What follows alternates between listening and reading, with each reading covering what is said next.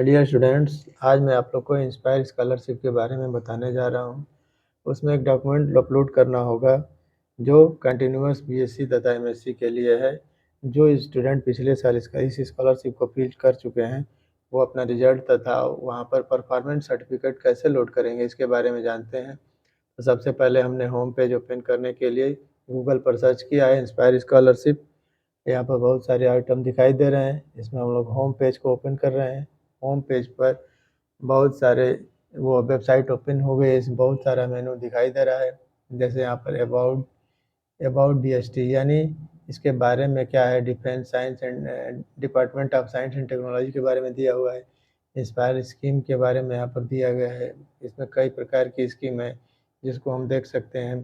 कई प्रकार की स्कीम आगे चलकर कई भागों में बढ़ जा रही है। जैसे सीट प्रोग्राम है, सिप प्रोग्राम, एओआरसी प्रोग्राम, कई तरह के प्रोग्राम है। इसको हम लोग आप देख सकते हैं।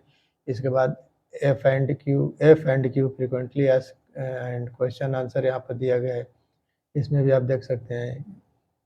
अगला मेनू है गाइडलाइंस एंड फॉर्मेट्स। बहुत सारे गाइडलाइन और फॉर्मेट आप लोग पढ़ सकते हैं, आप लोग डाउनलोड कर सकते हैं, यहाँ पर देख सकते हैं। बहुत सारी चीज़ें यहाँ पर दिखाई दे रही हैं जिसमें आप बीएससी के लिए भी हो सकता है, एमएससी के लिए भी है, कई तरह का है। फेलोशिप के लिए भी है, फैकल्टी फेलोशिप के लिए भी है। यहाँ पर गाइडलाइंस और फॉर्मेट।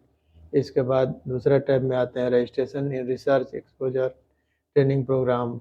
ये जो बहुत सारे फीचर दिए गए हैं जो इसमें है एजुकेशनल बोर्ड डाटा, इसको भी हम देख सकते हैं।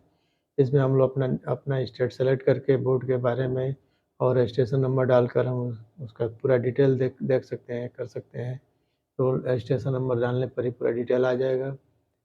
इसके बाद बहुत सारे नोटिस और फॉर्मेट को हम लोग डाउनलोड कर सकते हैं।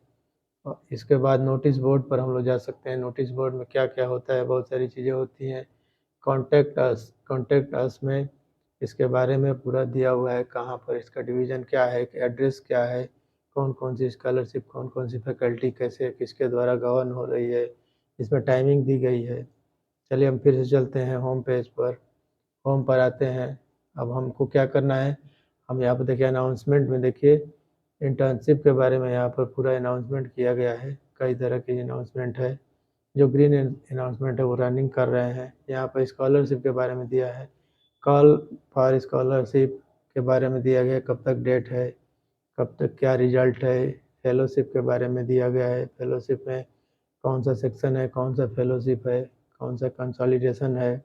फैकल्टी के लिए कौन कौन सी स्कॉलरशिप है, इसके बारे में उसका एप्लीकेशन है, कब से कब एप्लीकेशन दिया जाएगा, कब से कब एप्लीकेशन मिलेगा, इसके बारे में हम यहाँ पर देख सकते हैं। अब हम आते हैं साइन इन की तरफ जाएंगे। स्कॉलरशिप में जाकर हम इसको क्या करेंगे, साइन इन करेंगे। अगर हम न्यू यूज़र है तो यहाँ पर हम रजिस्ट्रेशन भी कर सकते हैं। यहाँ पर रजिस्ट्रेशन करने के लिए सबसे पहले यहाँ पर प्रीफिक्स, इसके बाद मेल फीमेल और कौन कौन सी स्कीम के तहत आप इसको फिल करना चाहते हैं तथा कैप्चा भरने के बाद इसको आप आगे भर सकते हैं। ईमेल आईडी है, पासवर्ड है, ये सब चीज़, डेट ऑफ बर्थ आप इसमें भर सकते हैं। इसमें मंथ, डेट और ईयर का फॉर्मेट बनाया गया है, इसको आप देख सकते हैं। यहाँ पर हम लोग होम में जाते हैं। होम में जाने के बाद हम लोग ईमेल आईडी के द्वारा साइन इन करते हैं और यहाँ पर कैप्चा फिल करते हैं। कैप्चा क्या है, GFJF, ये कैप्चा आया है। इसको हम लोग साइन इन करते हैं। देखिए साइन इन करने पर क्या आता है, साइन इन करने पर कई चीज़ें दिखाई दे रही हैं, ठीक है। जिसमें हम लोग किस पर जाएंगे, स्कॉलरशिप पर हायर एजुकेशन, स्कॉलरशिप पर हायर एजुकेशन पर जाएंगे तो यहाँ पर किसी अन्य व्यक्ति का कुछ भी यहाँ पर डिटेल शो कर रहा है जिससे हमको कोई मतलब नहीं है। मैंने आपको केवल बताने के लिए यह उनसे रिक्वेस्ट करके यह ओपन कराया है। यहाँ पर क्या दिया है, व्यू ऑफर लेटर को हम लोग यहाँ से डाउनलोड कर सकते हैं।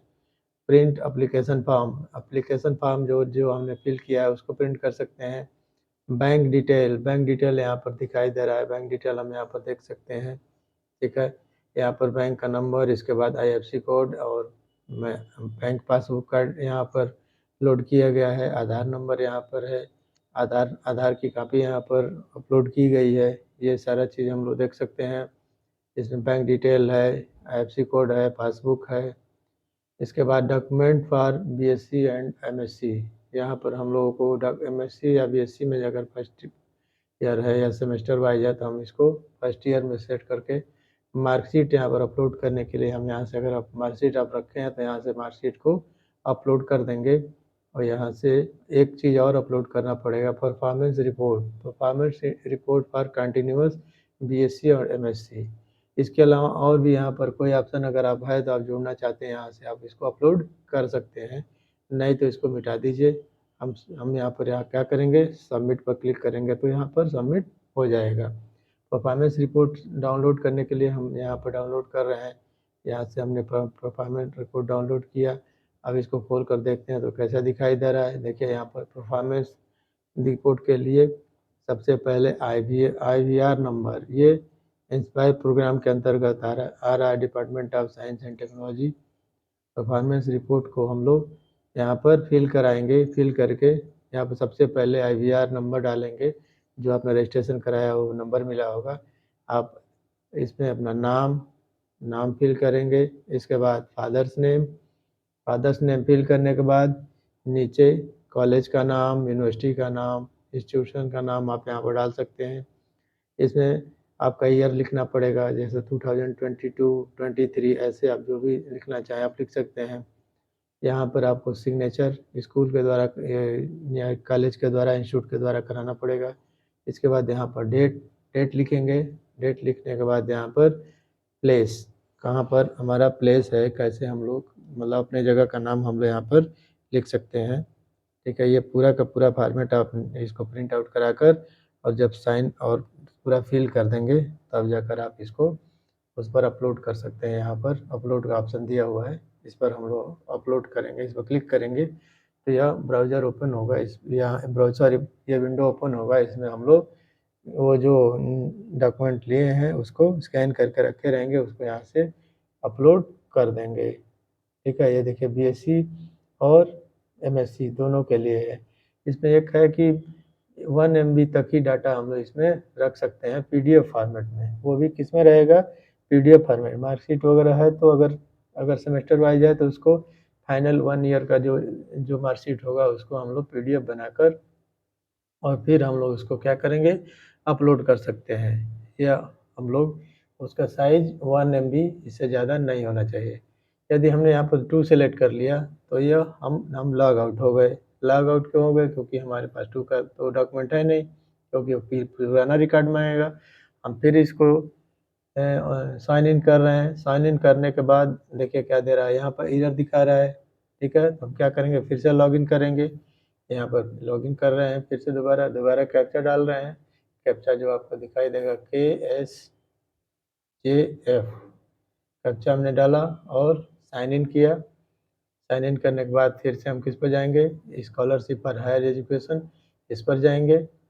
यहाँ पर आप देख रहे हैं वही चीज़ आ रही है, फिर से वही डिटेल दिखा रहा है। यहाँ पर जब हम डॉक्यूमेंट को अपलोड करना चाहते हैं वहाँ पर हम सेलेक्ट करेंगे, यहाँ पर अपलोड पर क्लिक करेंगे और हम अपना मार्कशीट ओपन करेंगे। यहाँ पर अगर हमारा परफॉर्मेंस का रिपोर्ट का आ गया है कंटिन्यूअस रिपोर्ट, तो हम उसको साइन कराकर स्कैन करके और तब जाकर उस वेबसाइट पर अपलोड करेंगे जहाँ पर हमने इसको पिछले साल रजिस्टर किया था।